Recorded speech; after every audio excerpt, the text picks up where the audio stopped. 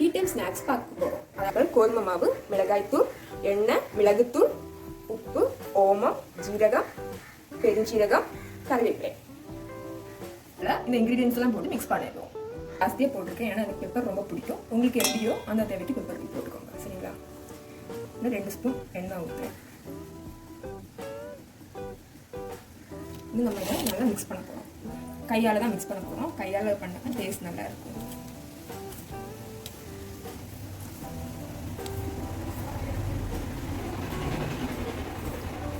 இப்போ நம்ம இந்த உருண்டையாக பிடிச்சி வரக்கூடிய இதெல்லாமே உடச்சி விட்டுட்டோம். நல்லா மிக்ஸ் பண்ணிட்டோம். நம்ம இதில் கொஞ்சமாக தண்ணி ஆட் பண்ண போகிறோம்.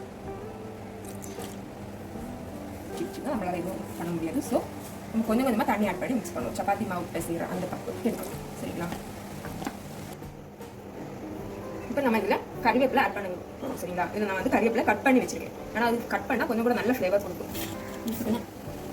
இப்போ நம்ம என்ன பண்ண போகிறோம்னா இதில் 1 ஸ்பூன் எண்ணெய் கூட ஆட் பண்ணி இதை கொஞ்சம் சாஃப்ட்னஸ்க்காக ஊற வைக்க போகிறோம், சரிங்களா? ஃபைனலி இதில் லாஸ்ட்டாக இப்போ நம்ம எல்லாம் மிக்ஸ் பண்ணி இந்த பக்குவத்துக்கு பண்ணி வச்சிடணும்.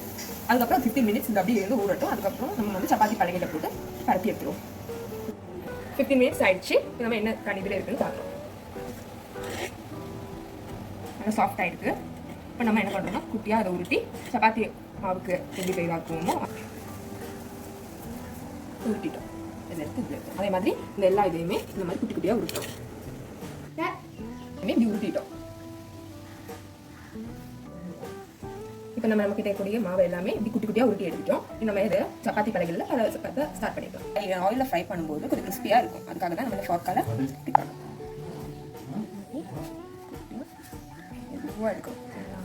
இப்போ நம்ம எல்லாமே இப்படி கட் பீசஸாக எடுத்து வச்சுட்டோம். நம்ம இதை ஆயிலில் போட்டு ஃப்ரை பண்ண போகிறோம். சொல்லிட்டாங்க. இப்போ ஆயில் நல்லா சூடாயிடுச்சு. நம்ம இதில் வந்து ஒன்றா எடுத்து இதில் போட்டு ஃப்ரை பண்ண போகிறோம்.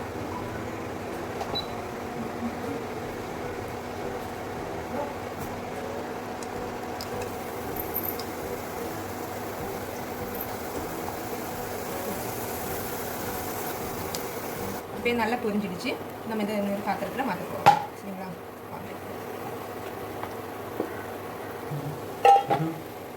ஃப்ரை ஆயிடுச்சு. நம்ம இன்னொரு பாத்திரத்தில் கோரி எடுக்க போகிறோம். இந்த கிறிஸ்ப்.